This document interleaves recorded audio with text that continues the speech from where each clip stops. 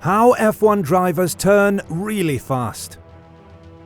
One of the most amazing aspects of Formula One is how drivers manage to turn into the corners really fast while going over 200 kilometers per hour. Most of the time, if you watched an F1 race, you'd notice the G-force metric at the side, which shows how big of a G-force does the driver feel at the moment of the turning event. These forces are really high, but how do drivers manage to do the turning with such precision and speed?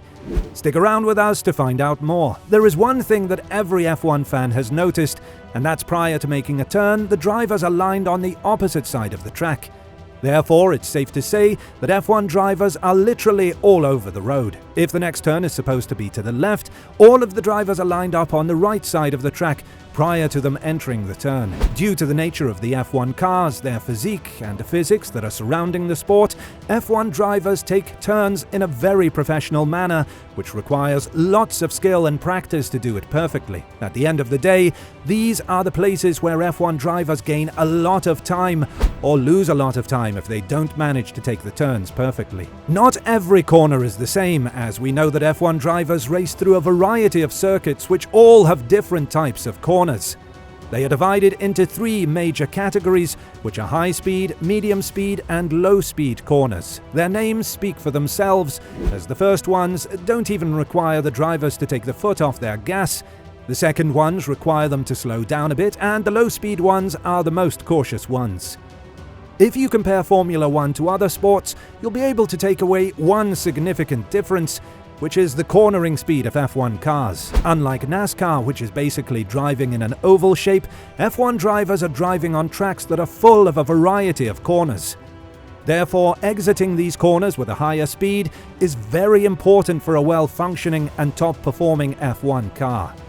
The drivers are usually taking the racing line through a corner or a set of corners because that is the fastest and the safest way to enter the corners in an F1 circuit. One would ask, why aren't the drivers taking the inside of the corners and just hugging the circuit? Well, the tires are wearing down a lot if a driver does this, so the grip of the tires will fall down significantly. The more your steering wheel is turned, the less speed your tires can withstand. Hugging the inside of the track line would mean that you'll apply much more speed to your tires and therefore be the direct contributor to their wear down. On the other hand, you don't want to go on the outside of the track because that would mean you'll exit the track very far away from where you're supposed to be. On top of that, your margin of error is slim to none, meaning that if you decide to go on the outside line of the track to enter the corner, just slight understeer could send you to the gravel and end the race for you. So what would be the perfect racing line for entering a corner? As you've probably figured out by now,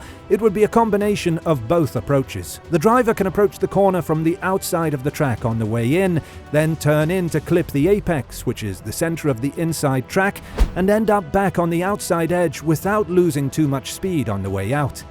This means that the tires won't wear down as much, and the drivers will be able to take as much speed as possible through the corner, which is the imperative in this sport if you want to get away from the driver behind or catch up with the driver ahead. By going from the outside of the track and then clipping the inside of the track at the apex, the driver is minimizing the angle the car needs to take in order to complete the corner, meaning that the driver can carry more speed into the corner. However, this would work in perfect examples of corners, ones that are 90 degrees. In reality, we know that tracks aren't full of these corners, which only goes to show that drivers do have to take other approaches when it comes to cornering.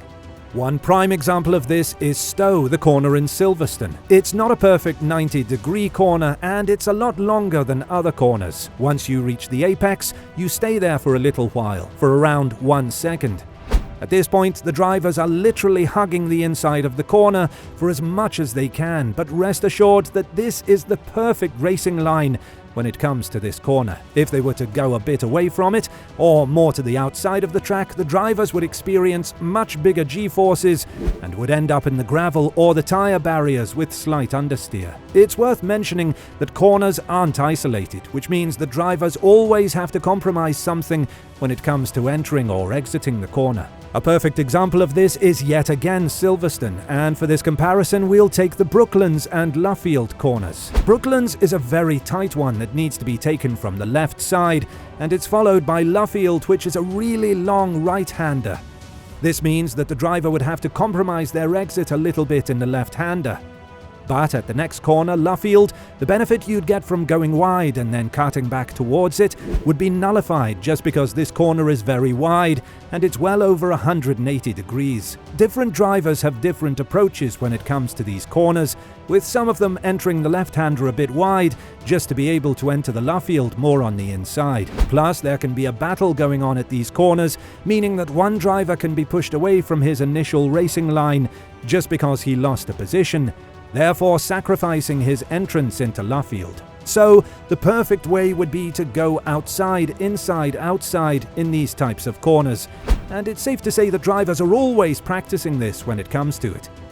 But there are corners like in the French GP that are adding a lot of toll to the tyres, and although they are caught with less skill, they do take experience in order to save the tyres as much as you can. Basically, the faster you go in a high-speed corner, the more speed you apply to your tyres, and the more wear they experience. But the slower you go, the more time you lose, and the advantage can be lost in a couple of laps. Therefore, the drivers are always in that pursuit of a perfect balance between speed and tyre management, something that Sergio Perez is able to do without any problem. You've noticed how in the rainy conditions, racers aren't following the same pattern of movement, and they are mostly going on the parts of the track they feel is the driest. That would enable them more grip and more speed through the corners.